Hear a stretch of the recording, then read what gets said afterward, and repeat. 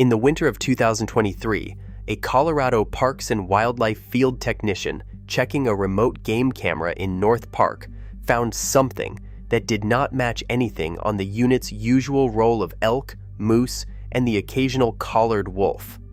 A single frame, taken just after 3 a.m., showed a low, dark, heavy-bodied animal moving through knee-deep snow at the edge of a lodgepole stand, too broad-shouldered for a badger, too dark for a coyote, dragging a bushy tail low behind it. The image was blurry, taken at range, lit only by infrared. It was logged, flagged for review, and set aside. No follow-up track survey turned up a usable print. No hair sample was recovered. The file was marked inconclusive and left open, because that is what happens to a photograph that cannot be confirmed and cannot be dismissed. It would have meant nothing except that it was not the only one, and it was not the only place. 9 months later, and 250 miles to the southwest, a hunting guide in the San Juan Mountains near Silverton photographed a set of 5-toed tracks pressed into fresh snow above 11,000 feet, arranged in the bounding, loping gate field, guides associate with the weasel family, not the flat-footed print of a bear.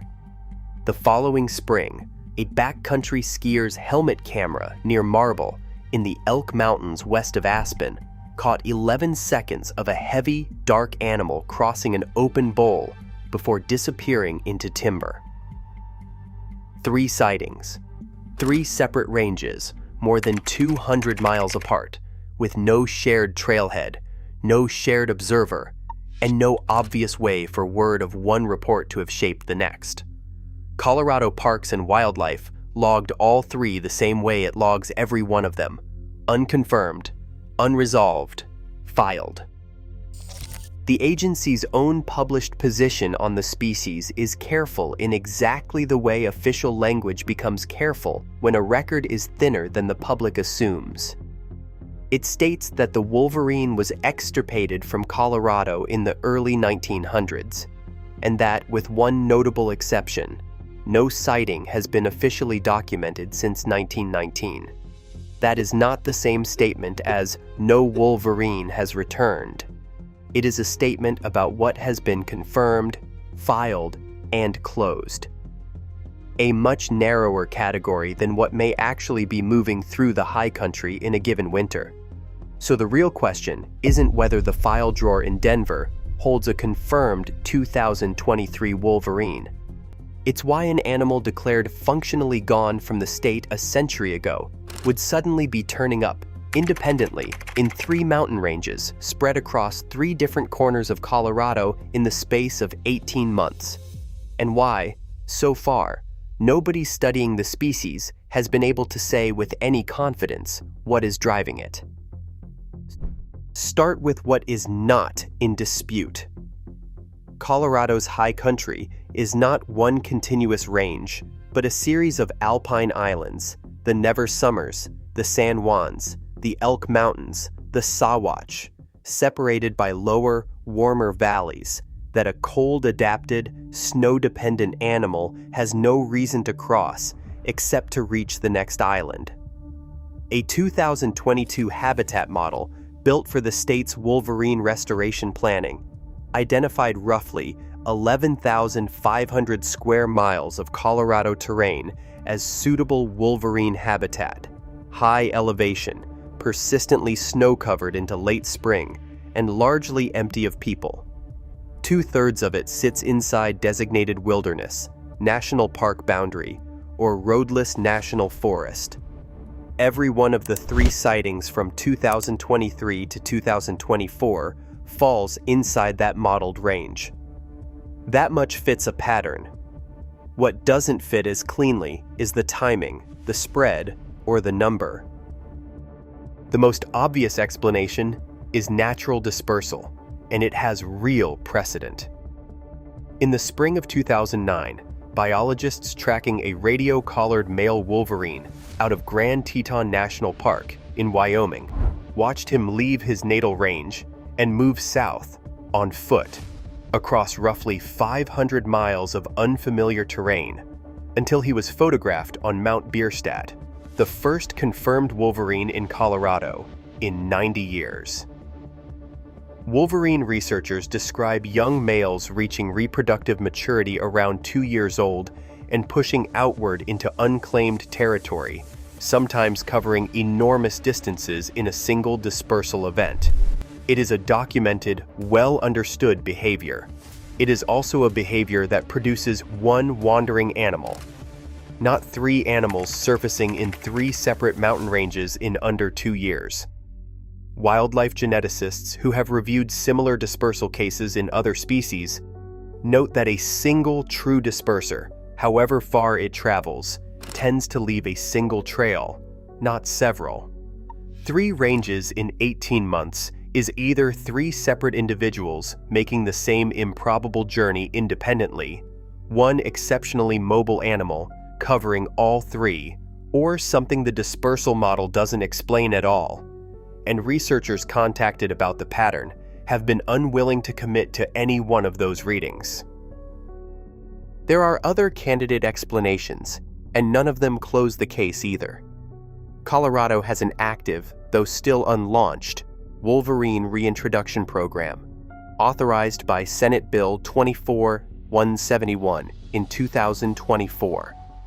State biologists have been explicit that no animals have yet been released under it, which rules out an official translocation but does not rule out an unofficial one. Wolverines have occasionally turned up outside their range as escaped or illegally released captive animals in other states, and Colorado wildlife officials have not been able to fully exclude that possibility for any of the 3 reports, though none of the 3 carried any physical sign of prior captivity, no scarring consistent with an enclosure, no unusual tameness in the footage, nothing officials would expect from a released pet.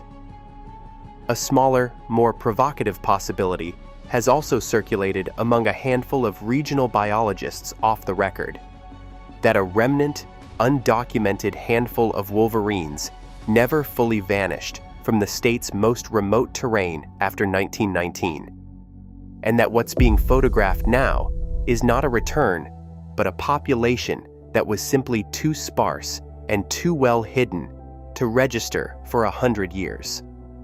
No agency has endorsed that theory. No agency has been able to rule it out either. The mismatch between the explanations on offer and the pattern on the ground shows up most clearly in how differently biologists talk about home range. A single male wolverine in the Yellowstone region can hold and patrol up to 500 square miles on his own, an area larger than the city of Denver and its surrounding suburbs combined. That scale is precisely why one disperser, like the collared male that reached Colorado in 2009, can plausibly turn up almost anywhere in the state's high country over a period of months. It is also why researchers are reluctant to stretch that same model to cover 3 near-simultaneous appearances 250 miles apart. A 500 square mile range explains an animal that wanders widely inside one enormous territory. It does not obviously explain the same species showing up in the Never Summers, the San Juans, and the Elk Mountains within the same year and a half, unless something is moving unusually fast, unusually far, or unless there is more than one animal to begin with. And on that question, the researchers who have reviewed the footage have declined to take a public position. This is the point where the skeptical and largely correct objection has to be addressed directly, and it comes in 3 parts. The first is coverage. Colorado's alpine wilderness above treeline is vast and, outside of a handful of research areas, almost entirely unmonitored in winter, the exact season and terrain a wolverine prefers. Camera networks cluster near trailheads and known wolf and lynx corridors. The high cirques and avalanche paths where these animals were actually photographed see close to no consistent surveillance. A single animal, or three, could move through that terrain for a full season and trip a sensor only once, by chance. The second is classification. A blurry infrared frame of a low, dark animal in North Park gets compared first against the species everyone expects: badger, marten, young black bear, because the wolverine isn't supposed to be in that file to begin with. That circularity, treating an animal's absence from the record as proof it cannot appear in the record, is the same reasoning that has slowed recognition of unexpected large carnivore movement in nearly every state that has dealt with it. The third is preservation. A wolverine that dies in an avalanche chute or a high cirque in January does not wait for a biologist to find it. Snowpack buries a carcass within hours. Spring runoff and scavengers finish the work by summer. Whatever these three animals are, if one of them dies in the terrain where it was photographed, it is unlikely to leave anything a survey crew would ever recover. None of this proves three wolverines currently hold territory across Colorado, and there is no evidence of breeding, no den site, no second generation. Most reports that come in from outside a species known range, wolverines included, do turn out to be misidentified badgers, martens, or bears seen at odd angles in poor light, and state biologists caution that the North Park, Silverton, and Marble footage could still resolve that way on closer review. It proves something narrower and less comfortable: that three independent, unconnected observers in three separate mountain ranges photographed or tracked an animal that is not supposed to be there within the same year and a half, and that the people best positioned to explain why, state biologists, wolverine researchers, the agency running the state's own reintroduction planning, have not converged on an answer. Dispersal explains one wolverine.